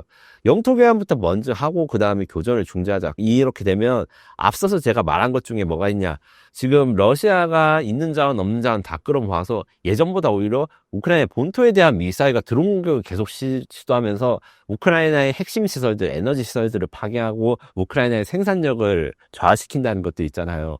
요거를 영토 교환 먼저 하면 러시아가 선호합니다. 영토를 교환하는 작업에서 이제 전선에서는 전투가 중단되지만, 그 와중에도 이제 러시아는 키예프에다 계속 공격을 한다는 거고, 교전을 중지를 무조건 다 하고 하면 이제 일단 키예프라든가 아니면 후방 지역에 대한 러시아 공격을 막을 수 있기 때문에 우크라이나가 선호합니다. 다만 이제 포로 교환 문제 같은 경우에는 이제 우크라이나가 요청을 해서 저번에 한번 이루어졌는데, 앞으로도 좀 이거는 꾸준히 이루어질 것 같고, 요 같은 경우에는 러시아가 기본적으로 러시아가 말하는 대조국 전쟁, 2차 세계대전 때 엄청난 희생을 치렀지만 그때 유족들에 대해서 예우를 하는 문화가 있고, 사망자나 전사자에 대해서 대우를 해줘야 되는 게 있어요. 이걸 푸틴이 잘 챙기지 못하면 푸틴이 위신이 러시아에서 깎입니다. 그렇기 때문에 러시아 포로들을 이제 러시아 땅으로 되돌아가고 이런 교환은 이 두 개 앞에 이슈랑 달리 좀 진행이 될 것 같고, 흑해 무역 같은 경우에는 아직도 러시아 해군이 우크라이나 해군보다 강하지만, 우크라이나 해군의 계속된 공격으로 해서 흑해는 지금 어느 누구의 우세하다고 하기 어려워요. 그러니까 러시아 배든 우크라이나 배든 위험한 상황이기 때문에 요게 대해서 둘이 딜을 할 가능성, 서로를 무역을 좀 존중하거나 아니면 어느 정도 인정할 가능성이 좀 있다. 그리고 전후 재건 문제라든가 아니면 나토 가입 같은 경우는, 나토 가입은 일단 트럼프가 안 하겠다 하면 거의 쓸모가 없고 실제로 안 하겠다 했기 때문에 푸틴과 협상을 할 이유는 없으나, 의지의 연합이라고 불리는 유럽과의 협력과 교류를 러시아가 그거 하지 말라고 트집을 잡는 게 생길 수 있고, 전후 재건 사업에 대해서 사실은 우리나라에서는 사실 이게 좀 많이 이제 주목을 받고 이제 스캔들도 나고 했는데, 공식적으로 휴전이든 정전이든 그런 전후 지원 패키지를 유럽이나 미국이 할까? 그걸로 해서 있는 거는 사실 좀 의문이 있어요. 왜냐하면 그 사업을 해서 우크라이나에 부흥시킬 때 유럽이 같이 이익을 얻거나 아니면 미국이 이익을 얻는 요소에 대해서는 아직 좀 논란이 많거든요. 여기에 대해서 계획을 어떻게 세울 것인지에 대해서는 사실은 저는 지금은 잘 모르겠어요. 양자 회담이 결렬되거나 부정적으로 흐를 경우 앞으로 어떤 일이 벌어질까요? 저는 거의 90% 이상 확률로 회담이 결렬되거나 부정적으로 흘릴 가능성이 높다고 생각하고, 한 번에 딜해서 당장 전쟁이 끝날 가능성은 거의 없다고 생각합니다. 왜냐하면 일단 기본적으로 우크라이나 헌법에서 영토 포기를 허용하지 않고 젤렌스키가 결정할 수 없어요. 국민투표 같은 것도 진행되면 국민투표 진행하는 동안에 이 투표가 부정투표냐 아닌가 감시하는 것도 있고, 시스템 구축해야 되는 것도 있고, 포기를 할 때 yes or no 이런 식으로 투표를 해야 되기 때문에 어디까지 얻고 어디까지 잃을 것인가 이렇게 대해서도 논의할 게 너무 많고, 우크라이나가 함부로 당장 전쟁을 끝내고 교전을 중지하자고 말할 수가 없어요. 이 쉬는 시간, 그러니까 끝나는 시간이 아니라 이 전쟁이 한 번 더 생길 거라 생각하면 이 쉬는 시간이 우크라이나가 재정비할 시간도 되지만 러시아가 재정비할 시간도 돼서 함부로 교전을 중지하자고 우크라이나가 빠르게 서두를 수 없어요. 러시아 입장에서는 자신들이 많이 피해도 맞지만 피해를 받았다고 말하기도 어렵고, 그 다음에 일단 그래도 국력이 러시아가 세니까 계속 전쟁을 하는 게 유리하다고 생각을 하기 때문에 저는 거의 매우 높은 확률로 결렬되거나 부정되거나 최소한 장기화될 것이다. 이렇게 급하게 만약에 종결이 되면 아주 급한 시기, 그러니까 정전협정이나 휴전협정이 체결되는 게 이게 너무 빨리 이루어지면 한 2, 3개월 안에 다시 교전이 일어날 가능성이 많다. 이렇게 생각이 들고, 이렇게 장기전으로, 그러니까 한국 전쟁이 3년, 이란 이라크 전쟁이 7년, 아프간 테러의 전쟁이 이게 10년 갔는데, 이게 장기전으로 갈 경우에는 미국 입장에서 이제 최악의 상황이 나오는 거죠. 어떤 게 되냐면 기본적으로 중국이 부상할 거예요. 지금 러시아 우크라이나 전쟁에서 중국은 사람들이 생각과는 달리 중재나 협상의 주체입니다. 왜 그러냐면 기본적으로 중국과 우크라이나 관계가 굉장히 좋았고, 원래는 사실 해구산이라 해서 중국이 그 우크라이나 안전보장 해주는 것도 좀 논의가 됐었어요. 이 정도로 이제 우크라이나랑 러시아 관계도 친하기 때문에 우크라이나 러시아의 중국의 관계가 둘 다 친하고, 반대로 러시아는 중국 없으면 전쟁 수행이 안 됐어요. 왜냐하면 생활 필수품이나 이런 물자 같은 걸 다 러시아한테 수입돼요. 다른 나라들은 수출 규제가 받았는데, 반대로 중국이 끝까지 러시아한테 지금 하나도 안 하고 있는 건 무기 수출입니다. 무기 수출, 그러니까 전투 물자 이런 것들에 대해서 수출을 안 하고, 드론 같은 경우에는 전투 물자는 아니고 일반 상용 물자를 사용해서 전투를 사용하는 거, 그냥 러시아에서 사실 불만이 많아요. 그 무기를 팔거나 이랬으면 북한한테 손을 안 벌렸어도 되는데, 북한 무기보다 중국 무기가 사실 더 좋을 거는 사실이거든요. 중국은 이제 스텔스 전투기도 만들 정도 국방 기술력이 높고 이러니까. 그렇기 때문에 러시아가 전쟁이 장기화되면 중국에 결국 전쟁 물자 수출을 요구할 것이고, 중국은 이쪽에서 이제 어느 쪽으로 선택하든 이게 꽃놀이패를 치게 된 거죠. 미국 견제를 위해서 지금 자국이 미국과 중국과의 갈등이 지금 관세 부담도 지연되고, 사실 분위기가 크게 나쁘지 않으니까 미국을 건드리기 싫어서 러시아한테 무기를 지원 안 해준 건데, 러시아의 무기를 지원해 주는 순간 미국은 정말 중국에 대해서 진지하게 나설 수밖에 없고, 우크라이나 같은 경우에는 또 이게 참 재밌는데, 드론 전쟁이라 하잖아요. 우크라이나 러시아 전쟁이. 그래서 우크라이나군 러시아군 전부 다 드론을 쓰고 있는데, 거의 많은 부품들이 다 중국에서, 둘 다 우크라이나도 중국에서 수입하고 러시아도 중국에서 수입한 게 많아요. 그래서 중국이 요것을 활용해 가지고 우크라이나는 또 중국한테 지금까지 드론 부품 수출했던 것처럼 계속 수출을 해라, 아니면 우회 수출이라는 이런 걸 요구를 할 생각이 있을 거고, 그럼 이 상황으로 장기화됐을 때 결국 미국은 안보는 실패한다. 왜냐하면 중국이 부상하게 되는 결정적인 계기, 그리고 한미 블록이 생길 수 있다. 중국과 러시아가 결합하게 되면. 이걸 막기 위해서 사실 트럼프가 푸틴이랑 좀 친하게 지낸 것도 있거든요. 이런 것들에 대해서 미국이 실패할 수 있다. 그 다음에 러시아가 결국에는 이 장기전이 될 경우에는 2차 세계대전, 그러니까 조국 해방전쟁 이후 최대 전쟁이 되기 때문에 징병제를 실시하게 됩니다. 징병제를 실시하게 되면 러시아는 정말 큰일 나요. 큰일 나는 게 어느 정도냐. 지금은 지원병이라 하지만 사실상 징병제를 이렇게 하는데, 제가 취재라든가 아니면 러시아 현지 이야기를 보면 미국 지원병, 그러니까 엄청나게 높은 월급, 일반인 러시아의 일반 회사 월급보다 많은 월급을 줘가지고 지원병을 받고 죽으면 보상금을 받으니까 그걸로 지방, 그러니까 모스크바나 상트페테르부르크 같은 인구 밀집 지역이 아니라 시베리아라든가 변경에서 사람들 모아가지고 계속 병사를 소모시키고 있는데, 이렇게 되면 러시아 정치나 정계는 사실 모스크바나 상트페테르부르크 이런 유럽 쪽 지방이 사람들의 그 의견에 대해서 결정이 되고, 여론도 그쪽이 더 중요하기 때문에 전쟁이 지속 가능한 거예요. 별로 여론에 안 중요한 사람들 계속 죽어나가니까. 근데 이게 장기화가 될 경우는 결국 모스크바나 상트페테르부르크 뭐 이런 인구 밀집 지역, 주요 지역에 대한 남자들도 사실 징병이 될 거거든요. 그러면 엄청난 전국 불안이 예상되고, 러시아 사람들이 지금도 사실 많이 전쟁 때문에 떠나 있지만 그게 훨씬 더 심할 거니까 이게 경제적으로 타격이 될 거라서 러시아는 좀 더 극단적이고 폐쇄적인 사회로 갈 수밖에 없어요. 현재 푸틴의 속내는 무엇인가요? 사실 저는 푸틴이 이렇게 러시아를 생각을 안 할 수가 있나, 러시아 국민들을 이렇게 고통스러운데도 계속 전쟁을 하나, 이렇게 생각을 하지만 또 러시아 전문가라든가 러시아에 살던 분들한테 들어가면 이게 약간 유행어인데 사고방식이 우리와는 다릅니다. 기본적으로 푸틴은 역사에 자신이 어떻게 남는가를 최선으로 생각하는 사람이고 그게 보여요. 자신이 살아있는 상태에서 역사적으로, 그러니까 푸틴이 생각하는 위인들이 있어요. 러시아의 뭐 표토르 대제라든가 스탈린이라든가 이런 사람과 동등한 업적을 남기고 싶고, 그 남기고 싶으니까 어떠한 희생을 치르더라도 우크라이나에 점령하겠다 이렇게 했는데 잘 되지 않았죠. 그래서 위대한 러시아를 만든 위인으로 남고 싶어하는 욕망이 그 어떤 실제적인 요구, 뭐 러시아 경제라든가 이런 것보다 집착하고, 실제로 푸틴은 사실 논문 많이 써요. 너무 역사학적으로 논문 쓰는데 이게 다른 나라 입장에서는 말도 안 되는 주장이 있는 것을 엄청 열심히 씁니다.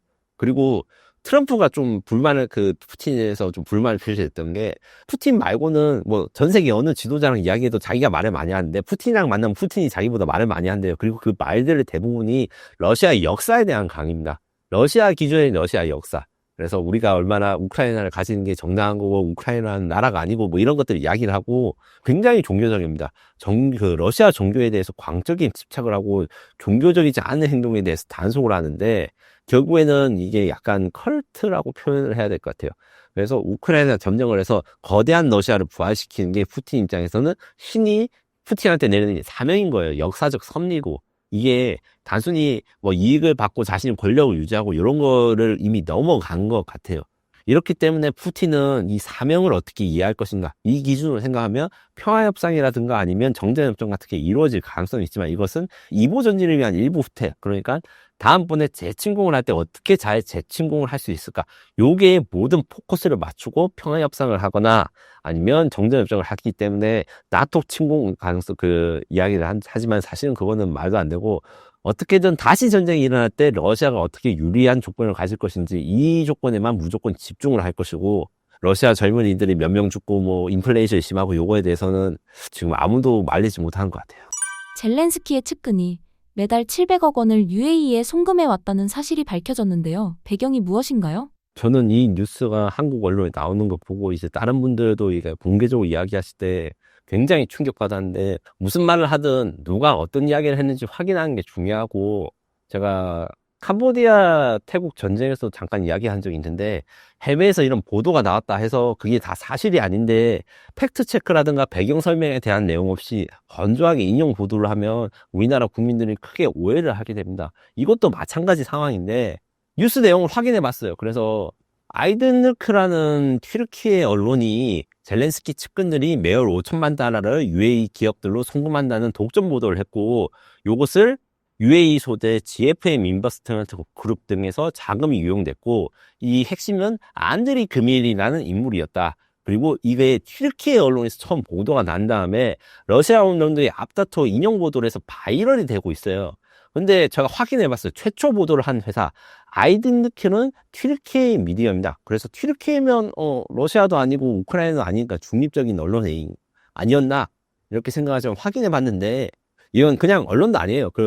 성향상 튀르키예의 대표적인 반서구 성향 좌파 민족주의 신문이라는데, 그냥 성향이 민족주의 신문이 아니고 도피란체크라는 튀르키예 정치인이 이끄는 바탄당, 그러니까 조국당의 공식 기관지에, 이게 국내 조국당이랑 관계가 없지만 쉽게 말해가지고 당의 기관지예요. 당이라는 건 결론적으로 정치적 성향과 목표가 있고 그 목표에 따른 이야기를 쓰는 거잖아요. 한국에서 사실 비교할 수 있는 만한 건 없지만, 그나마 비교를 해보자면 정당 공식 블로그 혹은 정당 잡지랑 같은 건데, 그러면 이 언론이 이 판매 부수를 확인해봤는데 한 4만 부 정도 매일 생산된다니까, 튀르키예 인구가 1억이 넘으니까 그렇게 많은 게 아니에요. 우리나라 기준으로 봤을 때도 지방지에 가까운 건데, 문제는 이 사람들이 말하는 게 워낙 이제 주목받을 거니까 인용이 많이 되고, 이게 의도가 있습니다. 반성우 성향 좌파 민족주의 일간신문이라 제가 정리를 했는데, 결론적으로 이분들은 미국은 무조건 나쁘고 튀르키예는 유럽과 결별을 해야 된다. 이런 게 핵심 내용이에요.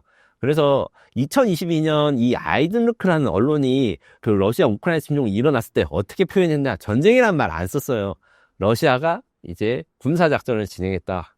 이게 러시아 쪽으로 경도된 신문인 거예요.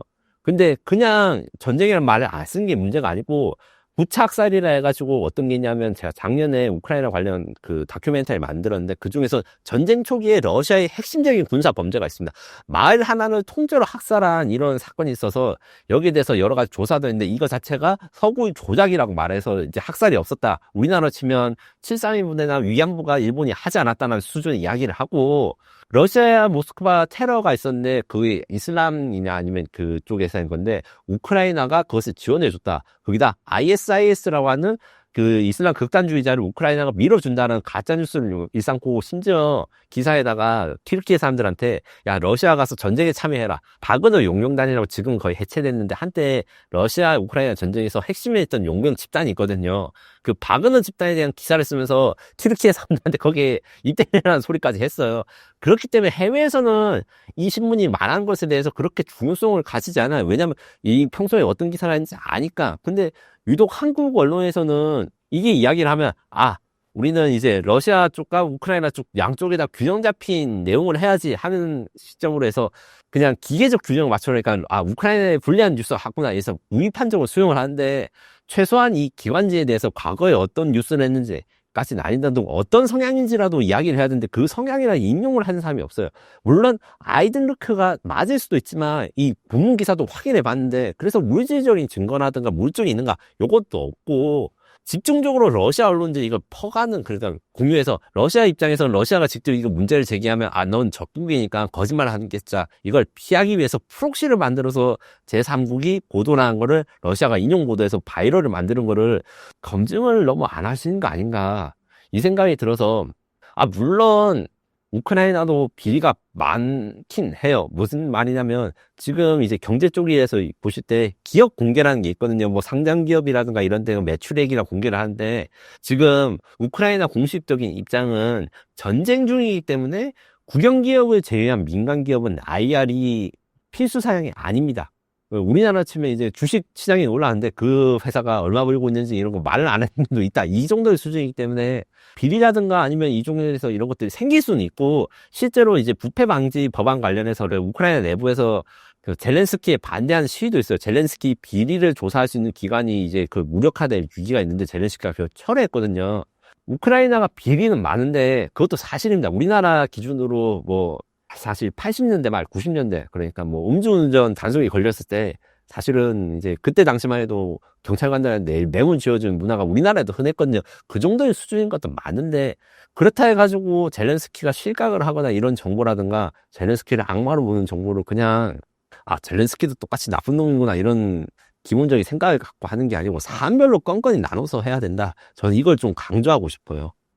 러우 전쟁 이후 젤렌스키가 겪게 될 결말은 어떨까요? 앞선 내용과 연관될 것인데, 젤렌스키가 권좌에서 내려오면 검찰 조사 수사는 기본적으로 받을 것입니다. 그 앞에 말한 내용이 저는 가짜뉴스라는 거지, 측근 비리라든가 부패에 대한 국민적인 불만이 존재를 하고 우크라이나 내부 언론에서도 비판하는 내용들이 있어요. 그러면 우크라이나에서 젤렌스키라든가 이 정부에 대한 부패를, 비리를 비판하는 언론들은 그러면 그 나라를 러시아에 주자고 말한가? 절대 그렇지 않습니다. 그건 그거고, 딱 그 러시아랑 전쟁을 해야 되는 거 이렇게 생각하기 때문에, 젤렌스키가 권좌에서 내려온, 대통령직에서 내려올 때 기본적으로 재임 기간 동안에 비리에 대한 조사는 받을 수 있으나, 이것이 뭐 젤렌스키 정통성이 훼손받고 이러지는 않을 것이고, 그리고 또 젤렌스키가 그 종전 협상을 어떻게 하는 거에 따라서 우크라이나 사람들 분노도 좀 받을 수 있을 거예요. 막 너무 많이 양보를 해줬다기 때문에 비판을 받고, 이런 것들은 사실 젤렌스키는 아마 감당을 할 수 있는, 왜냐하면 전쟁 초기에 비해서 지금 너무 우크라이나 국민들 전쟁 수용 의지가 꺾어졌기 때문에, 그래서 젤렌스키가 러시아한테 땅을 양보해줬다고 막 공격받고 이러기는 좀 어려울 것 같아요. 다만 정부는 교체될 것이 거의 확실하고, 이 교체된다는 의미에서 친러파 집권은 불가능합니다.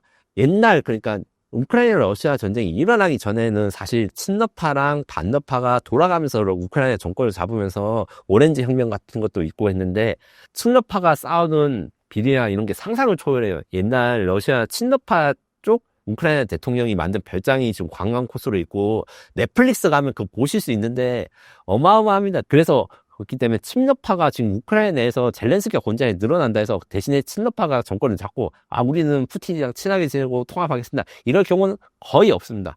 러시아의 재침공 가능성에 대해서 다만 이제 우크라이나 내부에서 정치 성향이 어떻든 다 걱정을 하기 때문에 아마 이제 군인 출신, 최근에 이제 우크라이나 러시아 전쟁에서 활약했던 군인이 뭐 대서국으로 나왔다고 견제도 받고 있는데, 이런 아니면 군사국가로서의 그 우크라이나로 변화될 가능성은 크다, 이렇게 말씀드릴 수 있습니다.